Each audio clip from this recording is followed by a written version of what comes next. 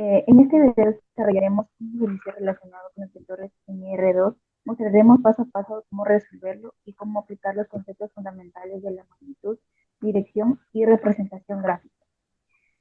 Una empresa de tecnología está diseñando la red inalámbrica de su nueva data center. Deben instalar antenas Wi-Fi en una zona rectangular de 20 metros por 10 metros para cubrir uniformemente el espacio y evitar interferencias. Cada antena transmite una señal en una dirección determinada, representada en un vector en R2. Es necesario analizar la cobertura y la independencia de la dirección entre antenas para garantizar eficiencia de la red. La antena A está en la posición inicial 0,0 y emite señal en la dirección del vector A 3,4. La antena B está en 5,0 y su dirección de transmisión es B 6,8. La antena C está en 10,0 y se transmite la dirección 0,5. Pregunta 1. Para representar geométricamente los vectores A, B y C en el plano cartesiano, lo primero que hacemos es ubicarlos en sus posiciones iniciales. Luego, trazar las direcciones que indican sus componentes. El vector A parte del punto 0,0 y se dirige hacia 3,4, lo que significa que avanza 3 unidades en el eje X y 4 en el eje Y. El vector B, por su parte, inicia en el punto 5,0 y va en dirección 6,8, mientras que el vector C parte desde 10,0 y apunta hacia arriba en la dirección 0,5. Al graficarlos podemos ver cómo cada antena tiene su propia orientación dentro del plano, lo que nos permite analizar visualmente si las señales pueden interferirse o si cubren zonas diferentes. En el gráfico los vectores representan como las flechas donde apuntan, indica la dirección que transmite la señal de cada antena. Como pregunta 2, para determinar la magnitud y la dirección de cada vector, utilizamos la forma de teorema de Pitágoras, sumando los cuadrados de las componentes y extrayendo la raíz cuadrada. Por ejemplo, tenemos en el caso del vector A, que es x3 y y4. Su magnitud es 5. Por el vector B tenemos 6,8. La magnitud es 10. Y para el vector C, que es 0,5, la magnitud es simplemente 5, porque solo tiene componentes verticales. En cuanto a la dirección, se determina con el ángulo que forma el vector respecto al eje X, usando la función tangente inversa. Así, A y B apuntan hacia una dirección similar, mientras que C se dirige completamente hacia arriba, formando un ángulo de 90 grados en el eje X. Como siguiente punto, mi compañera sigue hablando. Le doy paso a mi compañera. Dentro de la pregunta 3 nos pide representar los vectores en función de sus vectores unitarios. Para esto colocamos lo que es el vector, los vectores de A, B y C, que dentro del vector de A tenemos 3,4, en el vector B tenemos 6,8 y en el vector C tenemos 0,5. Dentro de esto, lo que tenemos que hacer es calcular lo que es la magnitud de cada uno de los vectores.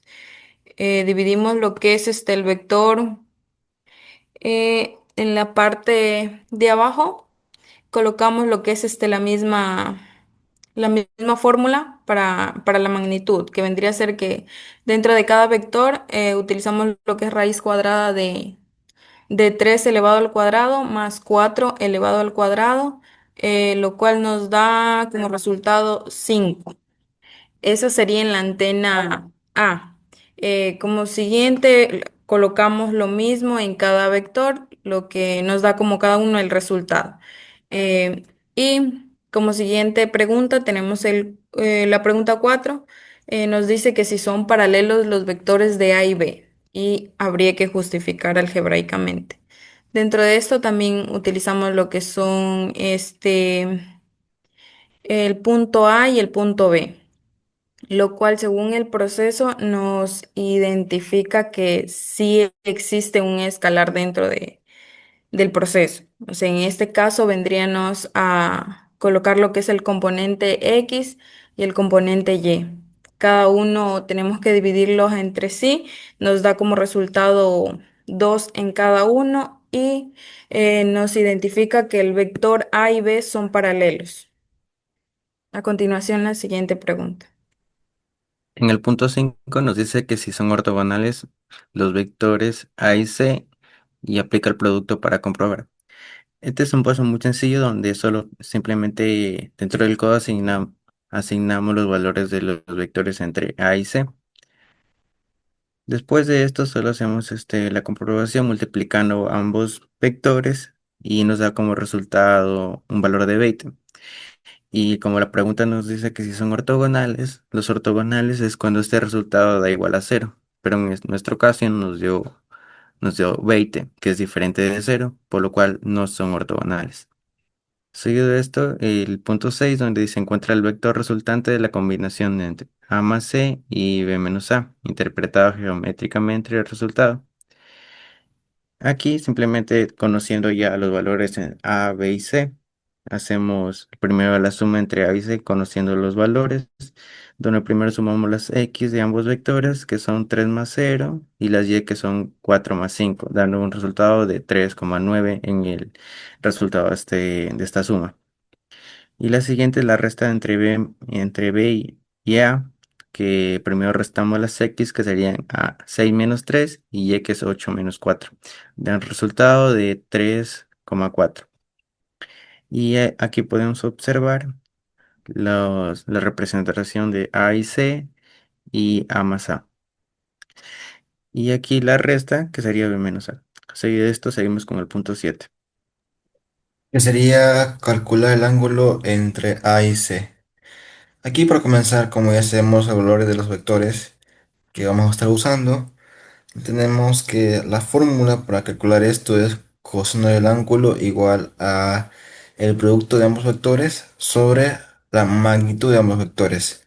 Entonces por eso calculamos primero el producto que está aquí, que sería 20, y luego calculamos la magnitud de ambos vectores, que son estos de acá. Entonces reemplazamos 20 dividido como cada magnitud nos dio raíz de 25, que es igual a 5, sería 20 dividido por 25, que nos da 4 quintos. Pero nos pide el último paso, que sería el de el ángulo. Entonces despejamos el ángulo. El coseno pasa al otro lado como coseno menos uno o arca coseno, que es lo que es aquí. Y esto nos daría resultado el ángulo, que sería 36,7 grados, 87 grados. Luego pasaremos a calcular el producto en cruz entre A y C, suponiendo que ambos están en R3 con tercera componente igual a cero. Como nos sale en tercera componente igual a cero, anteriormente solo habían dos componentes en cada vector. Entonces se le agrega la tercera componente, que es cero. Como ya tenemos esto, pues podemos aplicar la ley que sería casi, casi como la ley de Sarrus, en el cual tenemos que el componente i nos da cero, porque 4 por cero es cero, y 0 por 5 es cero, 0 menos cero es cero. Componente j sería cero, porque 3 por cero es cero, y 0 por cero es cero. Y el componente k, pues sería 3 por 5 15, menos 4 por cero que es cero. Esto nos da igual a 15. Análisis crítico. 1. ¿Qué significa un ángulo de 90 grados en el contexto de interferencias de señal? Cuando dos antenas tienen orientaciones muy similares, ángulos pequeños entre sí, sus haces de radiación pueden superponerse mucho como áreas similares. Esas señales pueden interferirse o competir. En cambio, si están orientadas a 90 grados entre sí, estas entonces esencialmente cubrirán direcciones distintas del espacio de forma casi independiente. Esto permite que una señal no interfiera tanto con la otra. En resumen, las señales tendrán direcciones diferentes, por lo tanto no van a tener interrupciones una con otra.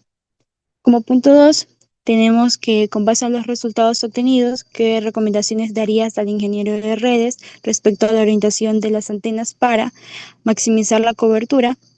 A, que los vectores que representan las orientaciones de las antenas no estén sobre la misma línea, direcciones no colineales, o sean múltiples enteros el uno del otro. Y B, distribuirlas de modo que las antenas cubran diferentes ángulos o sectores del espacio. Como otro punto tenemos minimizar la interferencia por señales paralelas u opuestas. En esta, para el literal A, evitar pares con misma u opuesta dirección. Evitar esto es útil para que las antenas no interfieran entre sí o no se estén simplemente duplicando haces direccionales. Y B, usar antenas con orientaciones ortogonales, rotar pares con producto punto cero. Si los vectores son ortogonales, U por V es igual a 0, entonces la orientación de U es perpendicular a V. Es decir, orientar dos antenas de modo que sus vectores de dirección sean ortogonales. Esto garantiza que sus señales sean los más independientes posibles y disminuyan las interferencias entre ellas. En sí, en el punto 2 podemos resumir que como recomendación daríamos que los vectores tengan antenas en diferentes direcciones y ángulos distintos.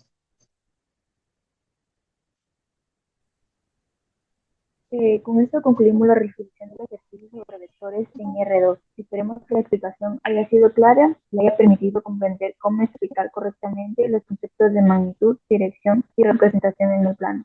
Muchas gracias.